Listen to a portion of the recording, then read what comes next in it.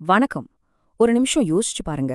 நம்மள சுத்தி இருக்கிற எல்லாமே, ஏன் நம்ம உடம்பே கூட உண்மையிலே திடப்பொருளே இல்ல, அது ஒரு வெற்றிடம்னு சொன்னா நம்புவீங்களா? இன்னைக்கு நம்ம பார்க்க போற விஷயம் இதுதான். நம்மளோட மூல நூல்கள் அடிப்படையில யதார்த்தம், உணவு, ஏன் மனுஷனோட கடைசி இலக்கு என்னங்கறத பத்தி நம்மகிட்ட இருக்கிற எல்லா புரிதலையும் ஒரு பெரிய கேள்விக்குள்ளாக்க போற ஒரு பார்வையை தான் நம்ம அலச போறோம். இந்த முழு விஷயத்தோட ஆரம்பமே ஒரு ஆச்சரியமான அறிவியல் உண்மையிலிருந்து தான் தொடங்குது. அதாவது அணுக்கள்னு சொல்றோம்ல, அது 99.9999% வெறும் காலி இடம் தானாம்.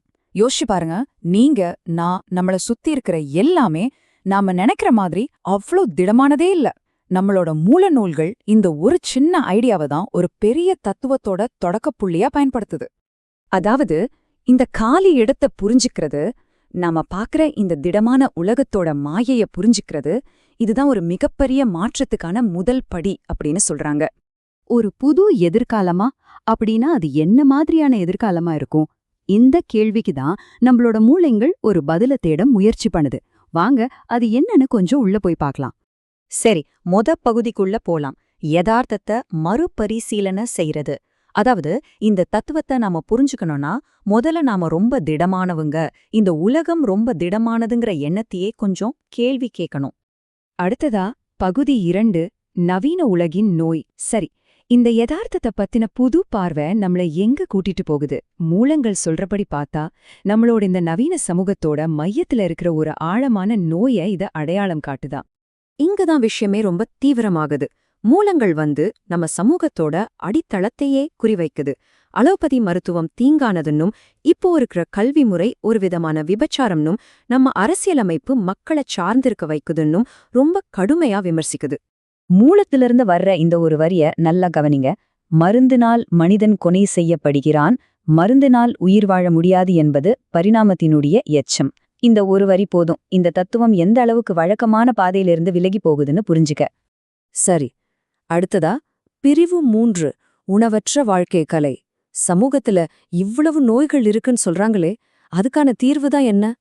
மூலங்களோட கருத்துப்படி அதுக்கான பதில் நம்மளோட மிக அடிப்படையான தேவைகள்ல ஒன்னான உணவை துறக்கிறதுல தான் தொடங்குது. இங்க பாருங்க, 2 பாதைகளை ரொம்ப தெளிவா பிரிச்சு காட்டுறாங்க.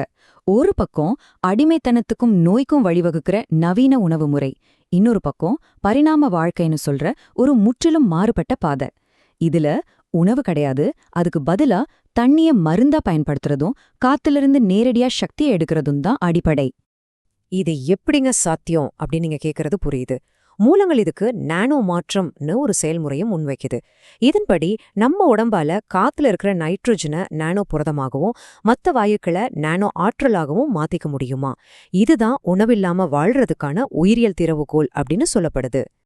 இந்த மாற்றத்தோட ஆழத்தை உண்மையிலேயே புரிஞ்சுக்க கொஞ்சம் அதிர்ச்சியூற்ற இந்த மேற்கோளை பாருங்க. உணவு என்பது ஒரு விபச்சாரம் செய்வதைப் போலதான் அது அத்தியாவசியமல்ல, ஒரு அடிமைத்தனம். சோ இது வெறும் டயட் பத்தின விஷயம் இல்ல, இது நம்மளோட மனநிலையிலேயே வரவேண்டிய ஒரு முழுமையான மாற்றம். அடுத்தது பிரிவு 4, நீரிலிருந்தும் நியூட்ரான்களிலிருந்தும் சக்தி.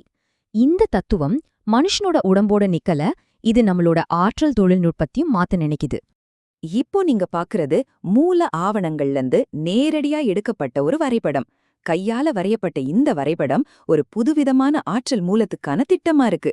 இந்த உலக பார்வையோட தொழில்நுட்ப பக்கத்து இதுதான் நமக்கு விளக்குது. சரி, இதுல என்னதான் இருக்குன்னு கொஞ்சம் பிரிச்சு பார்க்கலாம். இதோட முக்கிய எரிபொருள் சாதாரண தண்ணி, அதாவது H2O. இதோட இயங்குமுறைக்கு குவாண்டம் டனல் டெக் அப்படின்னு பேர் வச்சிருக்காங்க. இதுக்கான சக்தி மூலத்துல சொல்ற மாதிரி நியூட்ரான் நிலைப்படுத்தல் ஆற்றலிருந்து வருதாம். இதோட அவுட்புட் ஒரு சின்ன LED லைட்டை எரிய வைக்கிற அளவுக்கு தான் இருக்குன்னு சொல்றாங்க. ஆனா இதோட ஆராய்ச்சி இலக்கு ரொம்ப பெருசு. அதாவது ஒரு 3 சதுர சென்டிமீட்டர் சாதனத்துல இருந்து 5 வாட்ஸ் மின்சாரத்தை உருவாக்குறது. ஓகே, இதெல்லாம் சரி. ஆனா எதுக்காக உணவில்லாத வாழ்க்கையையும் இந்த நியூட்ரான் சக்தியும் தேடி போகணும்? இப்போதான் இந்த மூலங்கள் எல்லாத்தையும் ஒன்னா இணைச்சு ஒரு பெரிய நோக்கத்தை நமக்கு வெளிப்படுத்துது. இதோ அதுதான் இந்த தத்துவத்தோட இறுதி இலக்கே. இதுதான் சொல்றாங்க, ஒன்றே ஒன்று, மனிதன் விண்வெளிக்கு தப்பிச்சு சேர வேண்டும் என்பதுதான் இயற்கையின் நோக்கமாக இருக்கிறது. இதுதான் எல்லாவற்றுக்குமான பரிணாம உந்துதலாம். அப்போ சுருக்கமா சொல்லணும்னா, இந்த உலகப் பார்வையில உணவில்லாம உடம்ப கட்டுப்படுத்துறதோ புதுசா ஆற்றலை உருவாக்குறதோ இறுதி இலக்குகள் கிடையாது.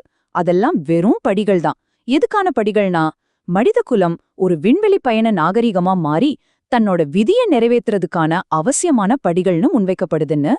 கடைசியா இந்த தனித்துவமான மூலங்கள் நம்ம முன்னாடி ஒரு பெரிய கேள்விய வைக்குது. நாம இப்போ பார்த்தது மனித பரிணாம வளர்ச்சியோட மறக்கப்பட்ட ஒரு பாதையா, இல்ல அதோட எதிர்காலத்துக்கான ஒரு தீவிரமான புதிய கனவா?